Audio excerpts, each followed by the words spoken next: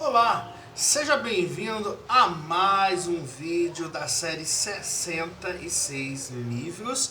E nesse vídeo nós iremos falar sobre a segunda carta de Paulo aos Tessalonicenses.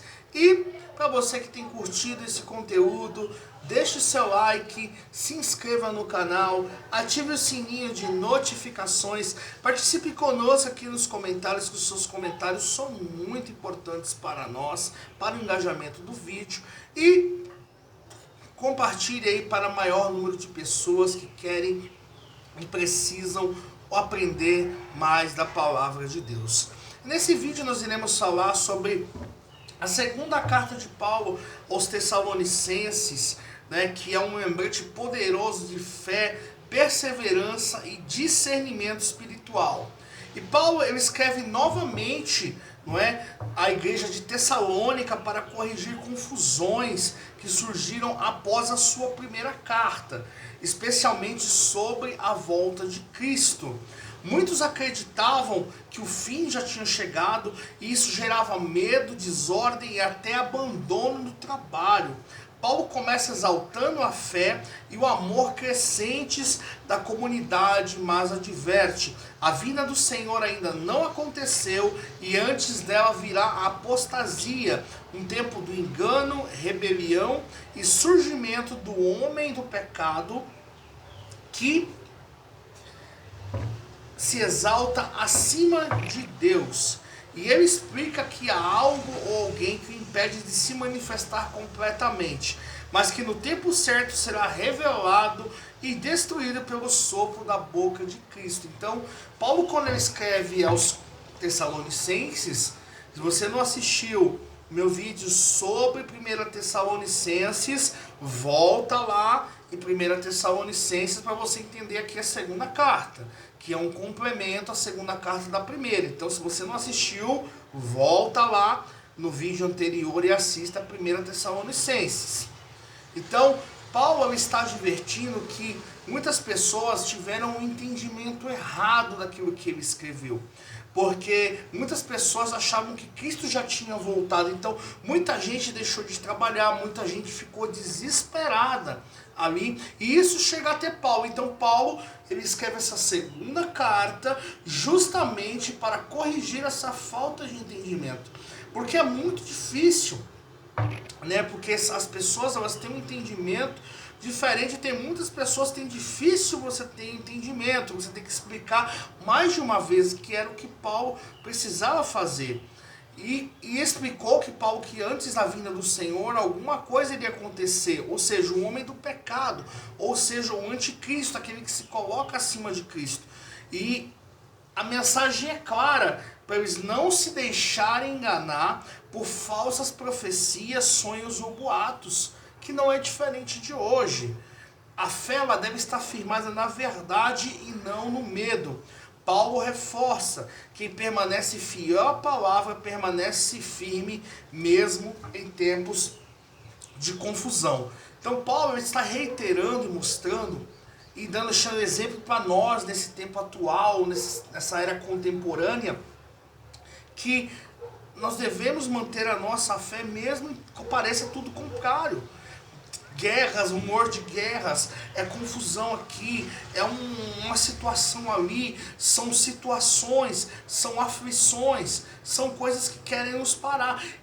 Mas ainda assim, nós temos que entender e compreender que mesmo diante de todas essas coisas, a gente precisa ter uma fé inteligente, ou seja, a gente saber que Cristo estará conosco, mesmo aconteça o que acontecer.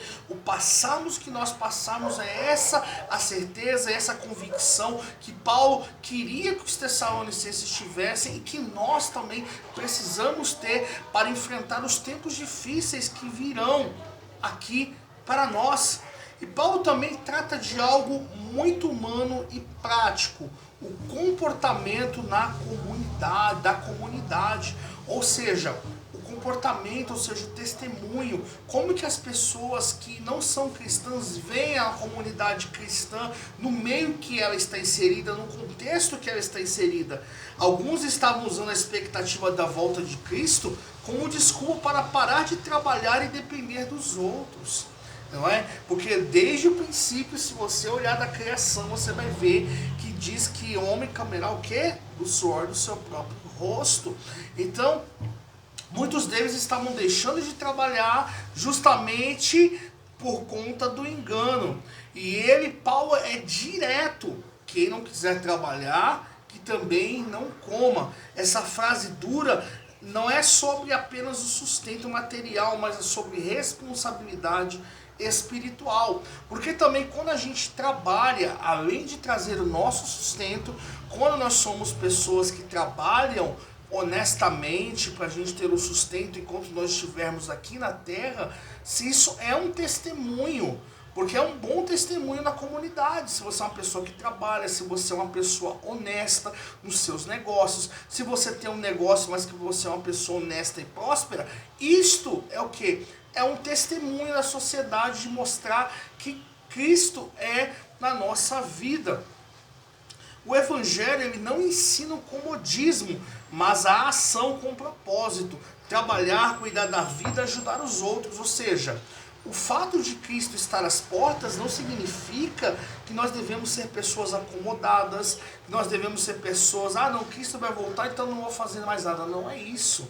Porque nós temos a certeza de que Cristo irá voltar, mas nós não devemos nos esquecer que nós estamos aqui na terra. Então, temos que trabalhar, temos que manter o nosso sustento, temos que manter a nossa higiene, temos que manter o nosso asseio pessoal, o nosso cuidado pessoal, temos que ter cuidado com a nossa família, temos que ter responsabilidade com a comunidade a qual a gente congrega, principalmente se nós temos um chamado de Deus, ou se nós temos algum cargo de importância e visibilidade na igreja. É muito importante o nosso testemunho, tanto dos que estão de dentro da comunidade cristã, quanto dos que estão de fora. Então, tudo isso faz parte do testemunho cristão, porque ele pede que a comunidade se afaste daqueles que vivem da ociosidade e não seguem os ensinamentos dados. Não é que nós não devemos amar nem orar por aquelas pessoas, não é isto.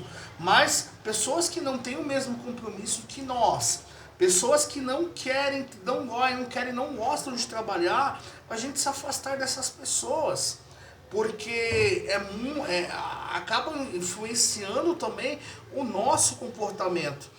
Nós devemos olhar essas pessoas que não gostam de trabalhar, não querem trabalhar, ou que não seguem os ensinamentos da palavra, não como os inimigos, mas nós vamos olhar como pessoas, irmãos, que precisam ser advertidos de um amor e firmeza, porque você ser firme, você ser duro e corrigir, também faz parte do amor também. E no fim, Paulo ele deseja paz e graça, lembrando que Cristo é fiel e que guardará os seus do mal. Essa carta é um chamado à maturidade. Fé não é fanatismo. Esperança não é fuga de realidade. E esperar por Cristo é continuar vivendo com responsabilidade, amor, discernimento até que Cristo venha. E você absorveu bem? Compreendeu bem a mensagem de 2 Tessalonicenses? Então, deixe seu like, se inscreva no canal, ative o sininho de notificações e se você entendeu alguma coisa, tem alguma coisa a acrescentar ou algo aqui que eu não falei, participe aqui conosco nos comentários. O seu comentário é muito importante para nós e para mim também, porque acabo tendo ideias de vídeos e também engaja o vídeo, engaja o canal. E no próximo vídeo nós estaremos falando sobre a primeira carta de Paulo a Timóteo e até o próximo vídeo.